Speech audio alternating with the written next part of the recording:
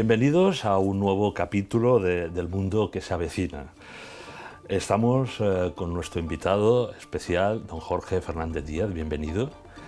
Muchas gracias. El señor Fernández Díaz es político español que especialmente se ha dedicado pues, a los temas de... Curioso, ¿no? Un político que se dedica especialmente a la teología de la historia y a las apariciones marianas y a los mensajes proféticos que en estos tiempos, ¿no? En estos tiempos y en este mundo y futuro que se avecina, pues son tan importantes, ¿no? Son tan importantes porque, bueno, vamos a tratar en este capítulo un tema esencial, ¿no? Central en nuestro bloque, ¿no? Que es, y además yo creo que don Jorge pues es uno de los mayores entusiastas, después nos lo explicará, de la consagración, en este caso de España, pero podemos hablar del género humano, ¿no? De la humanidad, de nuestro mundo, al Sagrado Corazón de Jesús, ¿no? Venimos de una cierta visión nominalista, ¿no? Como fundamento de esta sociedad occidental, secularizada, laica, ¿no? Del Estado moderno, ¿no? Viene todo esto un poco desde la modernidad, pero también desde la Iglesia posconciliar, ¿no? Hay como un hilo conductor a través de esta filosofía del nominalismo, ¿no? Esta corriente filosófica que se caracteriza precisamente por la negación de la capacidad humana de conocer la verdad revelada, que estuvimos tratando tanto en el primer programa, ¿no? En el primer capítulo sobre la teología de la historia y en el segundo sobre el conocimiento profético, ¿no? De este modo, según esta corriente que nos inunda de alguna manera nuestro mundo contemporáneo, incluso se plantea para el mundo que se avecina, el entendimiento humano sería incapaz de alcanzar el verdadero saber, ¿no? El verdadero conocimiento sobre la naturaleza de las cosas, la realidad, quedándose únicamente en un conocimiento superficial derivado pues, de los sentidos, de nuestra razón natural, ¿no? Claro, al negarse la verdad objetiva, o sea, al reducir esta verdad a opinión y minusvalorarse, ¿no? El poder de la razón iluminada por la fe, que comentábamos en el anterior programa, pues bueno, la voluntad, el consenso, ¿no? Pues es un poco quien domina la actuación del ser humano, ¿no? Es como una dictadura implacable, ¿no? Lo que podamos hacer, ¿no? Seremos como dioses, después lo trataremos en otro capítulo, ¿no? Y las ideologías que han desarrollado esta corriente filosófica, ¿no? Con posterioridad, pues de alguna manera u otra pues prometen forjar al hombre nuevo, ¿no? Esto lo trataremos cuando hablemos un poco del poshumanismo, del transhumanismo, ¿no? Un paraíso terrenal sin Dios, ¿verdad? Un ejemplo, yo creo, contemporáneo lo tenemos pues, en las falsas promesas de salvación que nos ofrece pues, esta, a veces lo hemos definido en otros bloques, ¿no? Tecnoreligión del transhumanismo, ¿no? Seréis como dioses, ¿no? Es una tecnoreligión secular, ¿no? Y su idea del hombre nuevo posthumano, ¿no? En este caso. Bien, claro, la consagración, permita que utilice esta palabra definitiva de este nominalismo, ¿no? Como centro de nuestra cultura contemporánea, ¿no? En nuestro entorno occidental, bueno, pues se dio básicamente a partir de la Revolución Francesa, ¿no?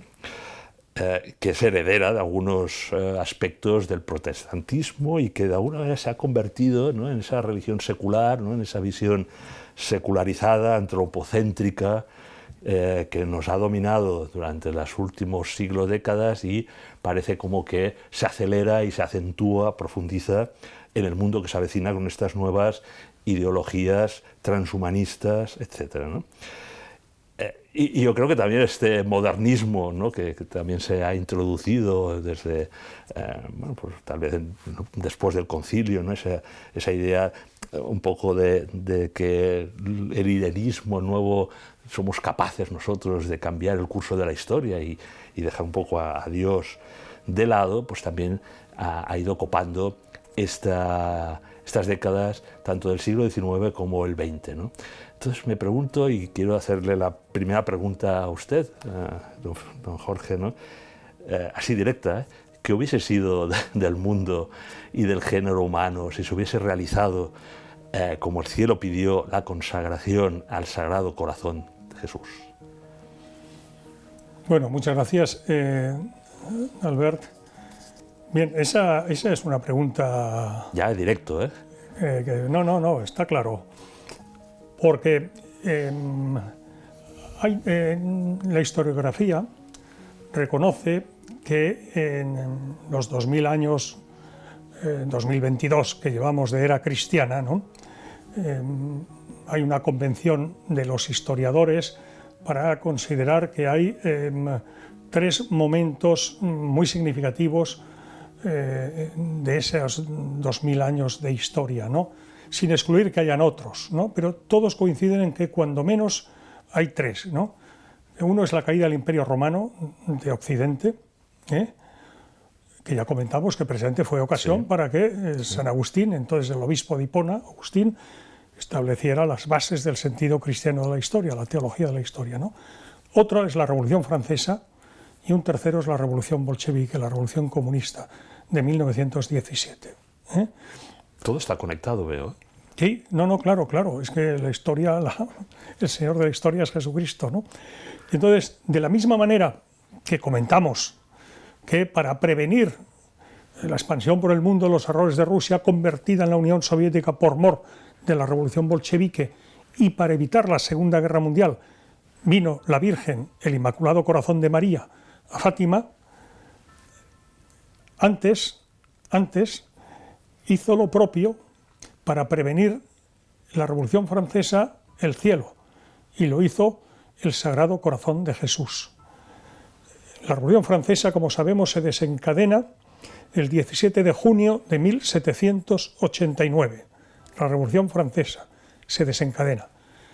Pues bien, un siglo antes, el Sagrado Corazón de Jesús se revela a una religiosa salesa visitandina, hoy santa Margarita María de Alacoque, en Paré-le-Monial, la Borgoña francesa, al sureste de París, más o menos, ¿no? En Francia.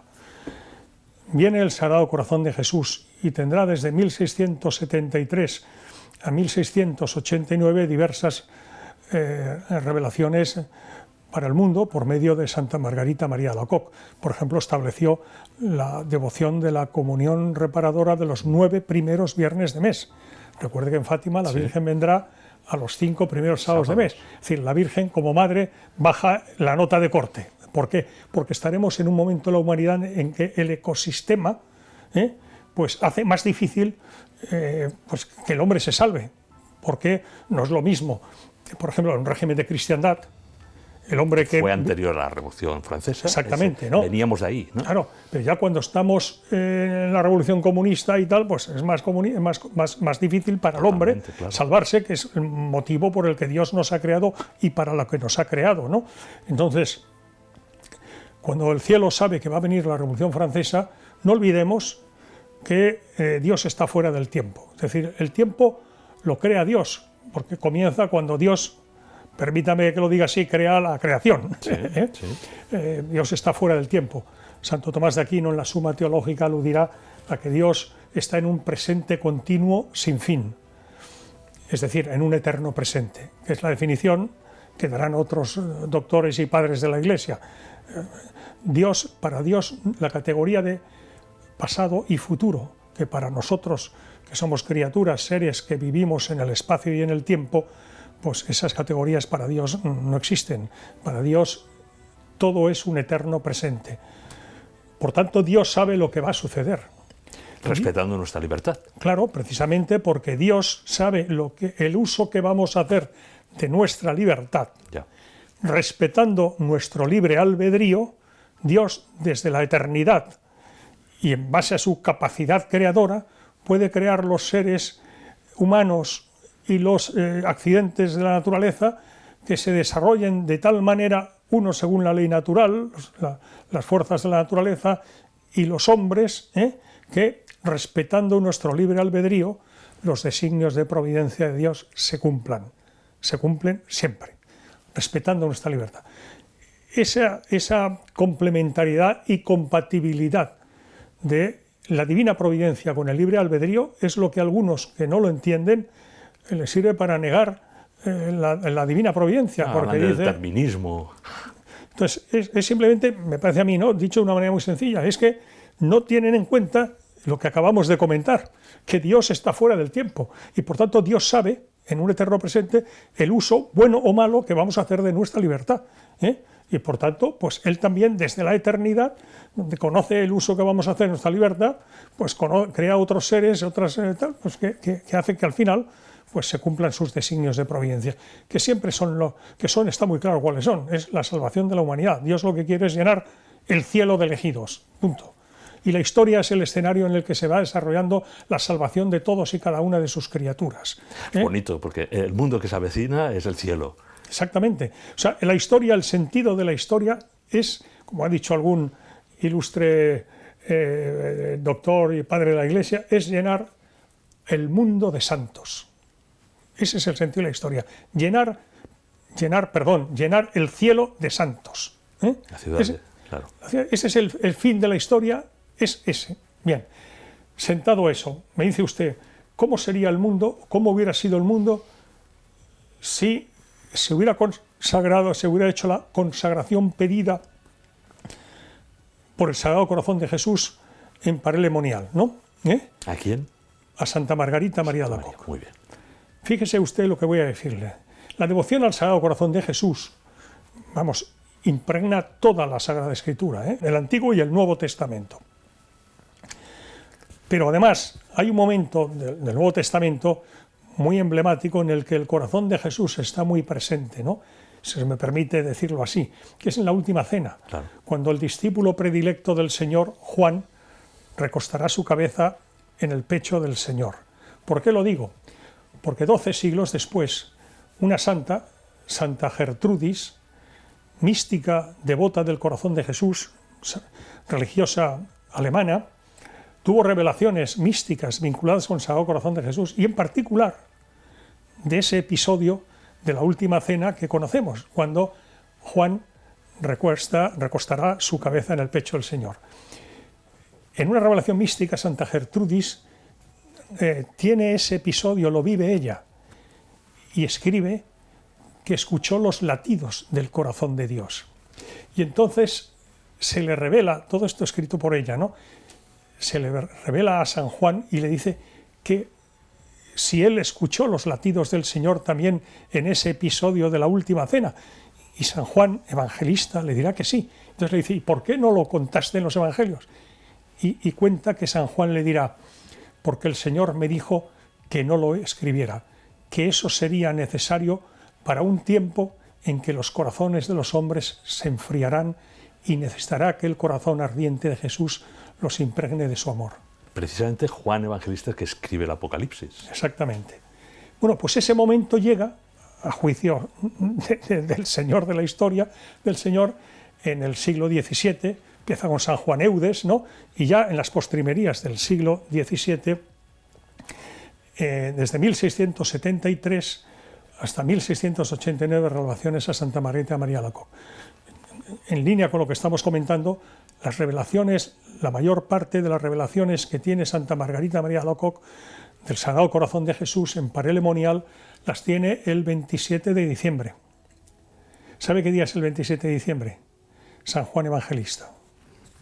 Pero hay una que no tiene lugar en el 27 de diciembre, sino tiene lugar el 17 de junio de 1689, un año antes de ir al cielo Santa Margarita María de Alacoque, que morirá el año siguiente, 1690, y muy joven, 40 y muy pocos años.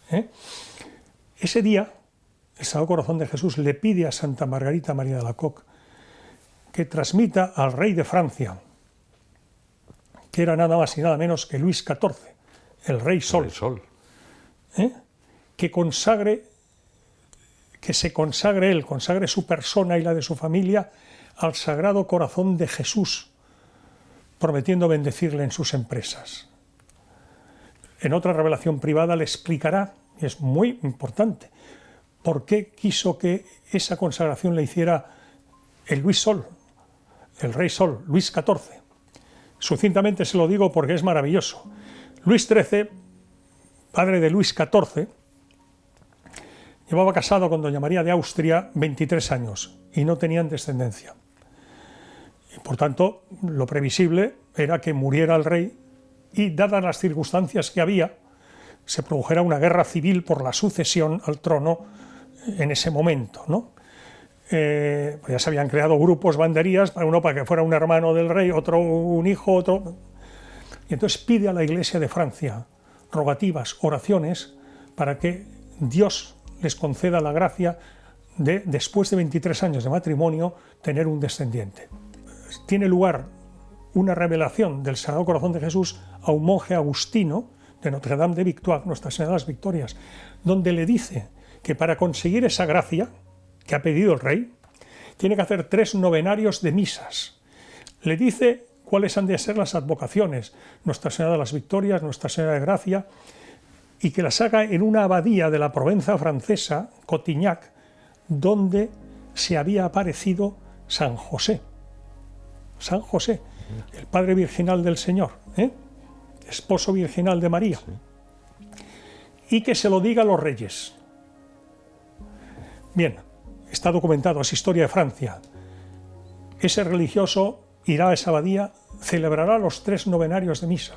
Mire lo que le voy a decir. El último novenario de misa, es decir, sería la misa 27, 9 por 3, sí, termina exactamente el 5 de diciembre de 1637. A las pocas semanas, la reina siente que está embarazada. Y entonces el rey Luis XIII considera oportuno promulgar un decreto real el 10 de febrero de 1638, repito, es historia de Francia, por el que proclama a la Virgen de la Asunción patrona principal de Francia. Es el decreto de 10 de febrero de 1638. El embarazo de la Virgen sigue, perdón, de la Virgen de la Reina sigue adelante.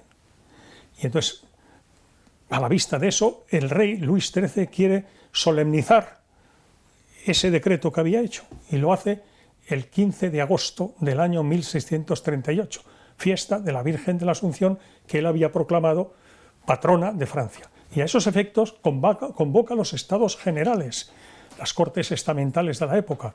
El primer estado era la Iglesia, el segundo era la nobleza y el tercero era la burguesía y el pueblo, ¿no? Convoca a los estados generales para que junto con el rey y presididos por el rey se solemnice a la Virgen de la Asunción como patrona de Francia. Verá la importancia de esto. Oiga, la reina sigue su embarazo y 9 meses después de acabado el tercer novenario de misa, recuerde, 5 de diciembre de 1637, el 5 de septiembre de 1638, nace Luis XIV, que es bautizado y su partida de nacimiento se le llama Louis Dieu donné, Luis Dios dado. Es el rey Sol, Luis XIV, por tanto, la documentación que hace referencia a todo esto, repito, es historia de Francia. Y le dijo el Sagrado Corazón de Jesús, esto se lo dijo a Santa Margarita María de Alacoque, y que, puesto que el Dios niño, por gracia suya, le había dado el nacimiento a esta vida a Luis XIV, él quería que ahora fuera él el instrumento de Dios para hacer esa consagración. Estamos en la época de la monarquía absoluta, por tanto el rey era el titular de la soberanía nacional, consagrado el rey quedaba consagrada la nación, ¿no? Esto lo pide el 17 de junio de 1789 el Sagrado Corazón de Jesús a Santa Margarita María de Alacoque. Luis XIV no hace la consagración. Luis XV no hace la consagración. Luis XVI hará una consagración cuando está prisionero en la prisión del Temple, ya tarde. Y 100 años después, día por día, el 17 de junio de 1789, cae la monarquía absoluta en Francia y se desencadena la Revolución Francesa. Me ha preguntado usted, ¿cuál hubiera sido el mundo actual si se hubiera hecho esa consagración? Eso es hacer retrospectiva. Sí. Pero me atrevo a opinar que los lemas de la Revolución Francesa, como usted sabe, liberté, égalité, fraternité, libertad, igualdad, fraternidad, son lemas evangélicos. Liberté, la libertad gloriosa de los hijos de Dios. Égalité, la igualdad de los hijos de Dios, fraternidad. Somos todos hijos de Dios, somos hijos del mismo Padre celestial. Somos hermanos, ¿no? Somos hermanos, fraternidad. Por tanto, Dios, Señor de la historia, sabía que tenía que venir, o le pareció el bien, no sé si fue voluntad de aceptar, ¿no?, o libertad querida por Dios, que venía un nuevo cambio de era en la historia de la humanidad, ¿no? Pero que quería que viniera de mano de la Iglesia, no como vino de las manos de la revolución y contra la Iglesia y contra Dios. ¿Me explico? Se explica, sí. Por tanto, ¿qué sería el mundo? Pues mire usted, hubiera sido un mundo en el que, en lugar de ser el hombre el centro, la referencia y la medida de todo, pues lo hubiera seguido siendo Dios. Y pues que esa libertad, esa igualdad y esa fraternidad que vinieron de manos de la Revolución Francesa, los derechos humanos, no como derechos derivados del hecho de que somos hijos de Dios, sino porque lo acuerdan los hombres, ¿no?, de un mundo sin Dios, pues hubiéramos tenido un mundo de Dios y presidido por Dios, ¿no?, y con todas las consecuencias que eso tiene, ¿no? Me va a permitir que le diga que el paralelismo de la historia, fíjese que en Fátima, la Virgen, vendrá el Inmaculado Corazón de María para pedir la consagración de Rusia, y aquí lo que ha venido es no el Inmaculado Corazón de María, sino el Sagrado Corazón de Jesús, para pedir la consagración de Francia. En Fátima pide esa consagración, la haga el Papa, aquí pide que la haga el Rey. ¿De acuerdo? Y por tanto, la revolución comunista, la revolución bolchevique, es una continuación, algunos consideran que es una segunda vuelta de tuerca de la Revolución Francesa en los principios filosóficos que acompañan a la Revolución Francesa, ¿no? Y por tanto son los Sagrados Corazones, el Sagrado Corazón de Jesús para prevenir la Revolución Francesa, el Inmaculado Corazón de María para prevenir la Revolución Comunista, y se lo dirá el Señor a Santa Margarita María de Alacoque, y se lo dirá el Señor a Sor Lucia de Fátima, que eso es así porque Dios quería que el mundo venerara a su Sagrado Corazón junto con el Inmaculado Corazón de su Madre, es decir, a los dos corazones de Jesús y de María juntos, como Señor de la historia, ¿no?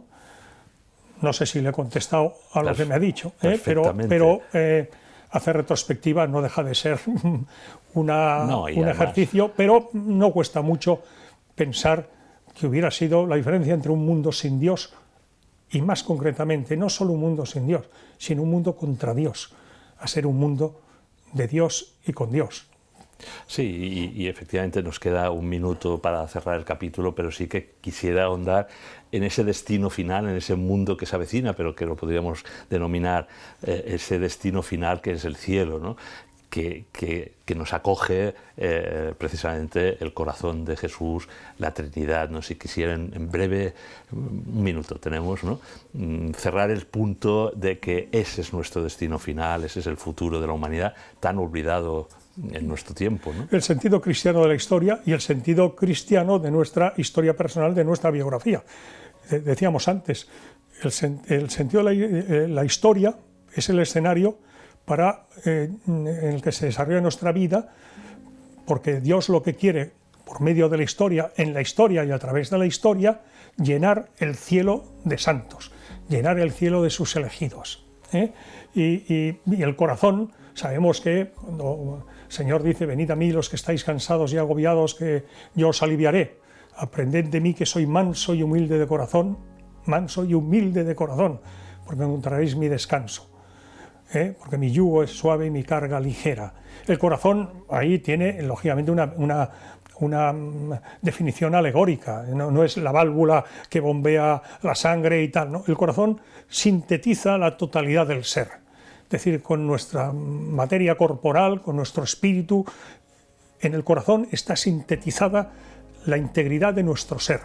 Por tanto, cuando decimos una persona de buen corazón, pues que es una persona que tiene buenos sentimientos, una persona que procura hacer el bien, no porque sea una persona que no tenga problemas cardíacos, ¿no? Es decir, el corazón sintetiza el amor de Dios. Dios es amor, dirá San Juan Evangelista, el discípulo predilecto, el que recostará la cabeza en su pecho en la última cena, ¿no? Dice, Dios es amor. ¿Cómo se representa el amor? Con corazoncitos, ¿no? Es decir, por tanto, Dios es amor. La mejor manera de definir y representar a Dios es en su sagrado corazón, ¿no?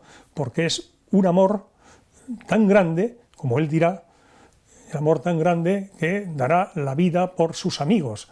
Él, para redimirnos, para salvarnos, para abrirnos las puertas del cielo, pues dio su vida, se encarnó, se hizo hombre, vivió humildemente y murió entre bandidos en la cruz, cruelmente sacrificado.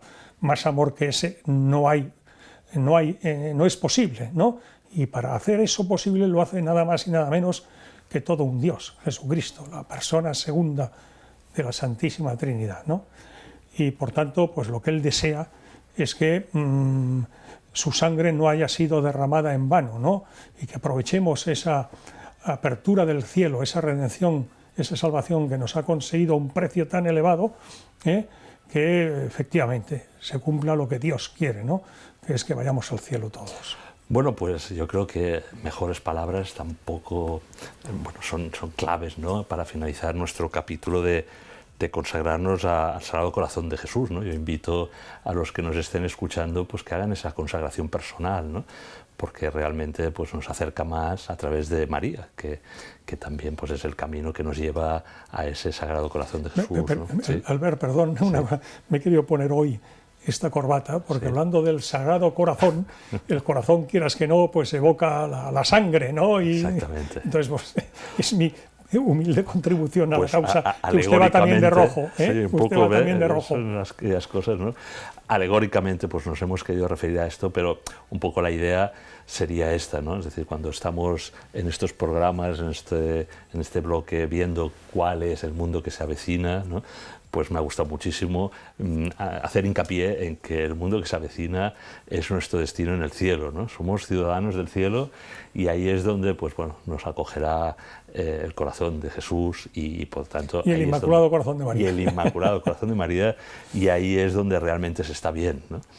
Por lo tanto, bueno, pues le agradezco muchísimo su intervención, como siempre, en estos programas, ¿no? Estamos aprendiendo muchísimo y además de aprender, yo creo que nos estamos acercando pues, a esas devociones tan fundamentales en estos momentos tan difíciles y tan duros, ¿no? Que está sufriendo la humanidad. Por eso un poco he querido preguntar, aunque ha sido una pregunta atrevida, ¿no? Decir, bueno, ¿qué hubiese sido del mundo si se hubiese consagrado al Sagrado Corazón de Jesús? Lo mismo que ¿qué será del mundo cuando se ha realizado, ¿no? El día 25 de marzo pasado, ¿no? De este año 2022, la consagración al Inmaculado Corazón de María, ¿no?